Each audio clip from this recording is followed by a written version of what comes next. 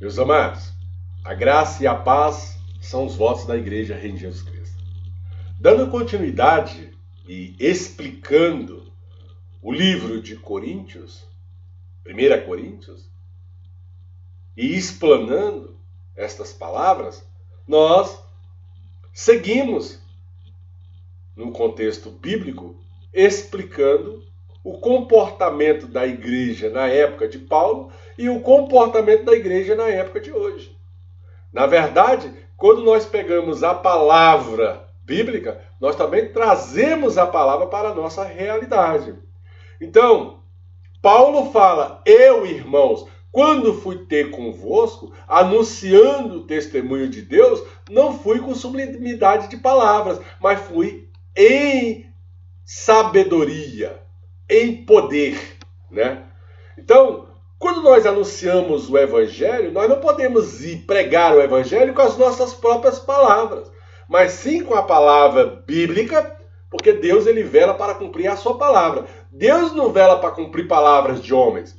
Deus não vela para cumprir inteligência humana, mas Deus ele vela para cumprir a sabedoria dada ao homem pelo o próprio Espírito Santo, que nos capacita e nos ajuda a entender a palavra de Deus. Então a palavra de Deus é explicada espiritualmente. Não adianta eu ir até vós falando da palavra de Deus para benefício próprio. Não, amado. Eu tenho que falar da palavra de Deus e aquilo que a palavra de Deus nos alcança. Então, Paulo fala: eu, irmão, não fui ter convosco com sublimidade de palavras. Ou seja, eu não fui com a minha palavra. Eu fui com a sabedoria. Eu fui com o poder de Deus. Paulo ainda fala: porque em nada me propus saber entre vós, senão Jesus Cristo, esse crucificado. Então Paulo ele vai para dar um aviso. Ele vai à igreja e fala: olha, Jesus Cristo foi crucificado lá atrás. Jesus Cristo pagou um preço de morte. Jesus Cristo pagou um preço de cruz. Jesus Cristo foi morto e ressurreto ao terceiro dia. Jesus Cristo subiu ao alto céu, conforme Atos dos Apóstolos, capítulo 1. Jesus Cristo foi crucificado conforme Mateus capítulo 24 ao 28. Jesus Cristo agora está assentado no alto e sublime trono, conforme Hebreus capítulo 1. Então, eu estou pregando a Cristo. Eu não estou pregando a minha pessoa. Eu não estou falando de mim mesmo. Eu estou falando de alguém que hoje é responsável pela salvação de todo aquele que crê, conforme Marcos capítulo 16. Então, eu não estou pregando a mim mesmo. Eu estou pregando sobre Cristo. Eu estou pregando sobre Ele está assentado no alto e sublime trono e está sobre a terra o seu Espírito. Então, Ele conhece as nossas fraquezas. Mesmo nós estando fraco, em fraqueza e temor, e grande tremor, nós estamos fortes no Espírito. Então eu vou pregar com a minha fraqueza? Eu vou pregar em temor? Eu vou pregar a Cristo? Mas quando chega para pregar, mesmo eu estando fraco, ali o Espírito Santo me faz forte. Ali ele fala: pode pregar que eu sou contigo. Ali ele prega: ei, filho, na tua fraqueza se faça forte, porque eu sou contigo. Então, o próprio Cristo fala: a minha palavra não é a sua palavra. É aquilo que eu te mandei pregar, não é a sua pregação. Então, Paulo ele é muito claro. Então, a pregação, ela não consiste em palavras persuasivas de homens, de sabedoria humana, mas em demonstração de poder do Espírito Santo. Cumprindo Marcos 16, onde ele fala: coloca a mão sobre o enfermo e eles serão curados. Aonde Cristo fala lá em Mateus, ele fala: ide de 2 em 2. Se você for aceito, entra e cede ali àquela casa o poder da minha parte. Agora, se você não for aceito, sacuda o pó da tua sandália e vai embora. Amado, às vezes parece que a gente é extremista, né? Quando eu chego num lugar que eu não sou aceito, o que eu vou ficar fazendo nesse lugar, amado? Eu tenho que ir embora. E o próprio Senhor, Deus Todo-Poderoso, em nome do Senhor Jesus, é quem vai me justificar. Então, para que a nossa fé não se apoiasse em sabedoria de homens, mas se apoiasse no poder de Deus. Eu costumo falar para Deus nas minhas orações: olha, Deus, eu vou lá pregar o evangelho. Eu estou indo à tua casa. Que não seja eu, mas que seja o Senhor. Que quando eu abrir a minha boca, o teu Espírito fale por mim. Porque eu não posso ser um homem que fala de mim mesmo. Um homem que fala só da minha pessoa. Quando eu falo de mim, falo como testemunho. Não para a glória humana, mas para que o teu nome seja glorificado através da minha boca. Que eu seja testemunho. Tanto aqui como nos confins da terra. Da ação do teu Espírito sobre a minha vida. E assim eu espero que todos, diáconos, obreiros, pastores da Igreja Rei de Jesus Cristo, sejam testemunhos. Testemunho no bom trato, testemunho ali na palavra certa a dar às pessoas no conselho, testemunho no convívio com Deus, nos segredos que Deus passa. Amém, amados? Então, a igreja, amado, em nome de Jesus Cristo de Nazaré, ela tem que entender a sabedoria de Deus, através do Espírito Santo. Porque Paulo fala, nós não falamos da sabedoria humana, mas falamos da sabedoria de Deus, oculta em mistérios, o qual Deus ordenou antes dos séculos para a nossa glória. Então, antes dos séculos, meio antes de nós mesmos, antes do ventre da nossa mãe, Deus já tinha ordenado a sabedoria deste dia presente. Ou seja, antes dos séculos, ele já tinha ordenado a sabedoria e os mistérios a ser revelados no dia de hoje. Por que isso? Porque Deus é Deus do ontem, Deus é Deus do hoje e Deus é Deus eternamente. Então ele é ontem, hoje e sempre. Ele é princípio, ele é meio e ele é fim. Ou seja, Deus é eterno. Ele anda na eternidade. Ele anda pelos séculos dos séculos. Enquanto nós pensamos que há uma eternidade, a Bíblia fala que Deus anda de eternidade em eternidade. Vai compreender a mente de quem é mais poderoso do que você. Amado, não adianta. Não adianta ir contra os arguilhões de Deus. Não adianta ir contra os seus mandamentos. Pessoas vão sofrer no dia do juízo, porque não entenderam a pregação do Evangelho. O qual de nenhum dos príncipes deste mundo, reis, príncipes, governadores, presidentes, muitos deles, a grande maioria, não quer entender, amado. Gosta do poder, gosta do dinheiro. Ei, dinheiro é fonte de males. E um dia você vai pagar o preço do mau uso do dinheiro. E até mesmo daquilo que é público, daquilo que pertencia a pessoas e não pertence a você. Ladrão rouba aquilo que é de um povo. Amado, nós temos que entender princípios. O mundo não nos conhece.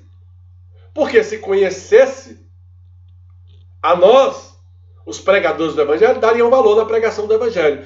Assim, pessoas não conheceram a Cristo como deveriam conhecer naquela época. Porque se tivesse conhecido a Cristo, não teria crucificado o Filho de Deus. Mas Deus tinha que passar a Cristo por aquele momento, porque ele teria que pagar o preço pela humanidade inteira.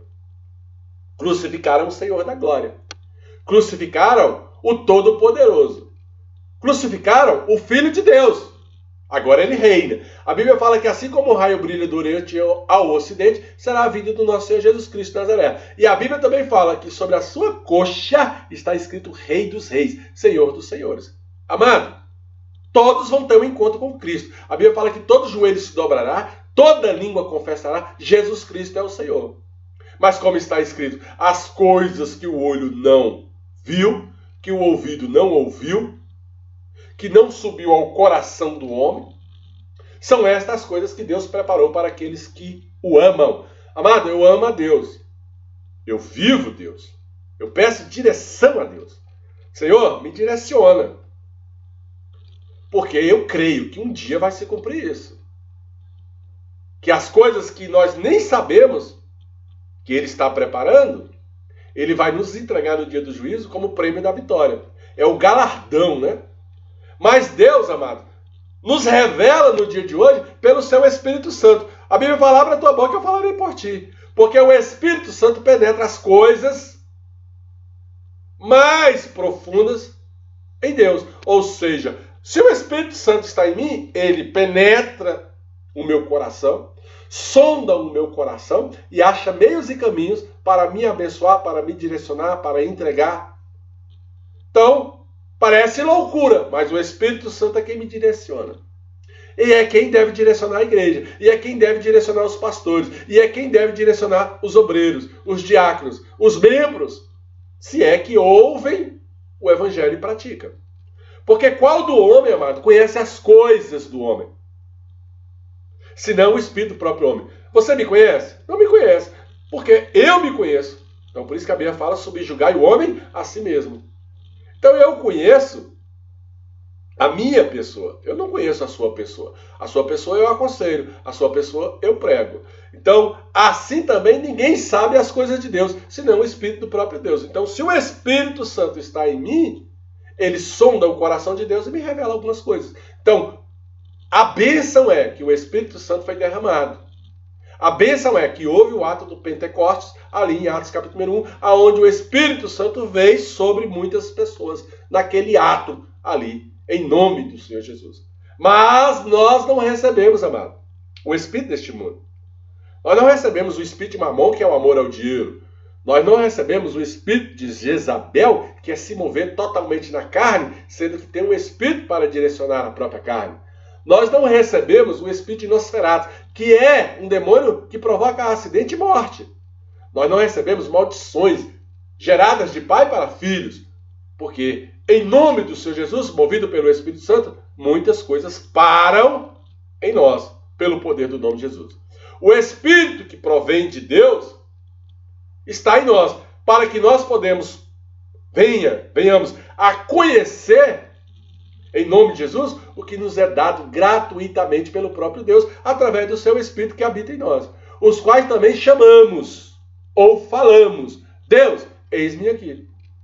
Não com palavras de sabedoria humana, ou ensinadas por homens, mas com a palavra bíblica, com a palavra de Deus. Então, 1 Coríntios capítulo número 2, nos ensina, amado, que nós não falamos com palavras persuasivas de sabedoria humana, mas com palavras movidas pelo Espírito Santo, ensinando a nós mesmos, comparando coisas espirituais com coisas espirituais. Ora, coisas carnais se discernem carnalmente, e as coisas espirituais, espiritualmente. Primeiro eu pego em espírito para realizar algo na minha vida. Primeiro eu vou em espírito e converso com Deus. Pai, é possível? Não é possível? É possível o Senhor transformar a maldição em bênção? Não é possível? O Senhor é comigo? Não é comigo? O Senhor está à frente ou não está à frente? O Senhor quebra o grilhão ou não quebra? O Senhor vai me dar ou não vai me dar? O Senhor deixa ou não deixa? Aí você se move em espírito e agindo Deus, quem impedirá? Se Deus for por você, quem é que vai ser contra? Então nós temos que entender e discernir coisas espirituais com coisas espirituais e coisas carnais com coisas carnais. Mas o que o Espírito Santo discerne em nós, ele discerne para o nosso bem. Porque o Espírito Santo discerne bem todas as coisas. E a ninguém é discernido. Então, eu, em espírito, pessoas não conseguem me discernir bem. Não conseguem me entender bem.